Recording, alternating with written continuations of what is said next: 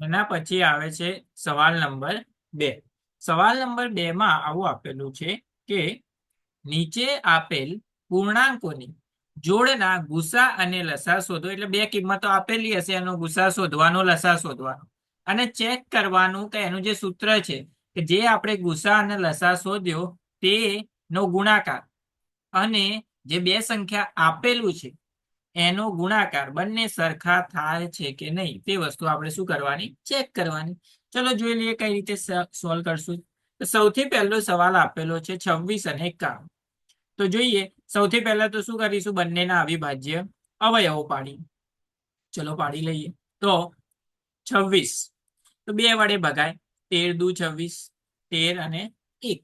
તો અવયવો કયા થઈ ગયા 26 ના? 26 ના બે અવયવો મળ્યા 2 ગુણ્યા 13. એ જ રીતે 91, 91 ના પણ બે જ અવયવો થાય. કયા કયા? 13 સિત્તા 91, એટલે કે 7 ગુણ્યા 13.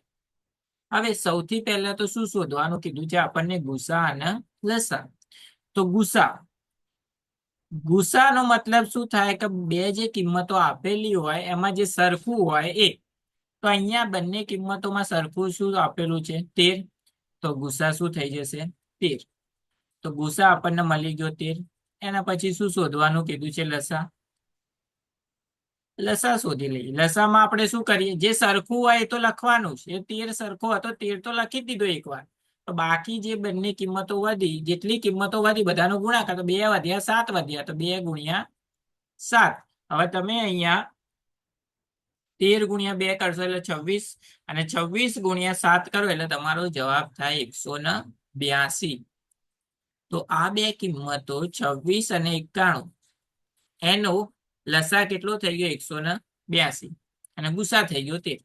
હવે એના પછી આપણને ચેક કરવાનું કીધું હોય કે જે બે સંખ્યાઓ આપેલી છે એનો ગુસા અને લસાનો ગુણાકાર. ડાબી બાજુ છે આરે, તો આપણે લખી દઈએ ડાબી બાજુમાં શું છે, ગુસા ગુણ્યા લસા. તો 13 ગુણ્યા 182 કરીશું તો જવાબ શું આવશે, 13 ગુણ્યા આપણે 182 કરીશું તો આપણો જવાબ આવશે 2366. એ જ રીતે જમણી બાજુ એ શું આપેલું હોય, તો જે બે કિંમતો આપી હોય બંનેનો ગુણાકાર, એટલે કે 26 ગુણ્યા 91. તો અહીંયા આપણે 26 ગુણ્યા 91 કરશો તો જવાબ કેવો આવશે, 2366. એનો મતલબ ડાબા બરાબર જબા. એટલે આ જે સૂત્ર હતું એ આપણે સાબિત કર્યું કે સૂત્ર કેવું છે, સાચું છે. એના પછી બીજો સવાલ જોઈએ. બીજા સવાલમાં બે કિંમતો આપેલી છે 510 અને 92. તો 510 ના અવયવો પાડવા પડશે. સૌથી પહેલા તો 510 2 વડે ભગાશે એટલે થશે 255. પાછળ 5 આવ્યો, એકી સંખ્યા આવી, તો 2 વડે નહીં ભગાય, 3 વડે. 3 વડે 255 ને ભાગીશું તો મળશે 85. આનો સરવાળો થાય 13, 3 વડે ના ભાગી શકાય, તો 85 ને ભાગીશું હવે 5 વડે. 5 વડે ભાગીએ તો શું આવે, 17. 17 અને 1. તો 510 ના અવિભાજ્ય અવયવો થઈ ગયા 2 ગુણ્યા 3 ગુણ્યા 5 ગુણ્યા 17. એના પછી બીજી સંખ્યા આપેલી છે આપણને 92. 92 ને આપણે 2 વડે ભાગીએ તો થાય 46. 46 ને 2 વડે ભાગીએ તો થાય 23. 23 અવિભાજ્ય સંખ્યા, તો 23 અને 1. તો 92 ના અવિભાજ્ય અવયવો થઈ ગયા 2 ગુણ્યા 2 ગુણ્યા 23. સૌથી પહેલા શું શોધવાનું કીધું છે આપણને,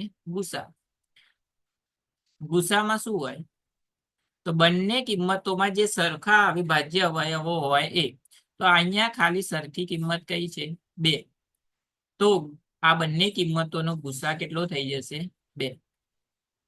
એના પછી બીજું શું શોધવાનું કીધું છે, લસામાં શું કરીએ, જે સરખું હોય એક જ વાર લખવાનું. તો 2 સરખો હતો, એક જ વાર લખ્યો, બાકી બધો એનો ગુણાકાર તો ઉપર વધ્યા 3 ગુણ્યા 5 ગુણ્યા 17 ગુણ્યા 2 ગુણ્યા 23. બધી જે કિંમતો વધી હતી બધાનો ગુણાકાર. હવે આનો આપણે ગુણાકાર કરીએ 2 ગુણ્યા 3 ગુણ્યા 5 ગુણ્યા 17 ગુણ્યા 2 ગુણ્યા 23, તો આનો જવાબ થાય 23,460, એટલે કે આનો લસા શું મળી ગયું આપણને 23,460. એના પછી આપણને જે સૂત્ર આપેલું છે એની ચકાસણી કરવાની કીધી છે, તો ગુસા ગુણ્યા લસા એટલે ડાબી બાજુ. સો ડાબા બરાબર 2 ગુણ્યા 23,460. સો 23,460 ને આપણે 2 વડે ગુણીએ તો જવાબ થાય 46,920. એ જ કિંમત નો જવાબ શું આવવો જોઈએ? જમણી બાજુનો આવવો જોઈએ. જમણી બાજુ શું હોય? તો બંને જે કિંમતો આપેલી હોય બંનેનો ગુણાકાર. એ બંનેનો આપણે ગુણાકાર કરીએ 510 ગુણ્યા 92, તો પણ જવાબ શું આવશે? 47,920. એનો મતલબ એવો થયો કે આપેલું જે સૂત્ર છે કેવું છે? સાચું છે. એના પછી ત્રીજો સવાલ આપેલો છે આપણને 336 અને 54. સૌથી પહેલા તો અવિભાજ્ય અવયવો પાડી દઈએ. 336 2 વડે ભાગીશું તો જવાબ આવશે 168. 168 ને ફરીથી 2 વડે ભાગીશું તો જવાબ આવશે 84. 84 ને ફરીથી 2 વડે ભાગીશું તો જવાબ થશે 42. 42 ને 2 વડે ભાગીએ તો 21. 7 તરી 21, 3 7 7 અને 1. તો 336 ના અવિભાજ્ય અવયવો થઈ ગયા 2 ગુણ્યા 2 ગુણ્યા 2 ગુણ્યા 2, 4 વખત ગુણ્યા 3 ગુણ્યા 7. એના પછી 54 ના અવયવો પાડી લઈએ. 54 એને 2 વડે ભાગીશું તો થશે 27. 9 તરી 27 3 વડે તો 9 3 3 3 અને 1. તો 54 ના અવયવો થઈ ગયા 2 ગુણ્યા 3 ગુણ્યા 3 ગુણ્યા 3. સૌથી પહેલા શું શોધવાનું કીધું છે આપણને? ગુસા. તો ગુસા શોધી લઈએ. ગુસામાં શું હોય? તો બંને કિંમતોમાં અવિભાજ્ય અવયવમાં જે સરખા હોય એ. તો અહીંયા જુઓ 2 સરખો છે. એના પછી અહીંયા 3 છે તો અહીંયા પણ 3 છે. તો 2 કિંમતો સરખી છે, બંનેનો ગુણાકાર તો 2 ગુણ્યા 3 શું થઈ જશે? 6. તો 336 અને 54 એનો ગુસા કેટલો થાય? 6. અને એ જ કિંમતનો આપણે શું શોધવાનો? લસા. લસામાં શું હોય? જે સરખું હોય એક જ વાર. તો 2 ગુણ્યા 3 સરખા હતા એક જ વાર, બાકી વધ્યું એનો ગુણાકાર. તો ઉપર 2 ગુણ્યા 2 ગુણ્યા 2 એટલે કેટલા થઈ જશે? 8 ગુણ્યા 7 ગુણ્યા 3 તરી 9. તો આનો ગુણાકાર કરીએ 3 દુ 6. 6 ગુણ્યા 8 ગુણ્યા 7 ગુણ્યા 9 કરીએ તો આપણો જવાબ આવશે 3024. તો આ થઈ ગયો એનો લસા. એના પછી આપણને જે સૂત્ર આપેલું છે એની ચકાસણી કરવાની કીધી છે. ચકાસણી એટલે ગુસા અને લસાનો ગુણાકાર, એટલે કે ડાબી બાજુ એ ગુસા અને લસાનો ગુણાકાર. તો 6 ગુણ્યા 3024, એનો જવાબ થશે 18,144. એ જ જવાબ કોનો આવવો જોઈએ? આ બંને સંખ્યાના ગુણાકારનો.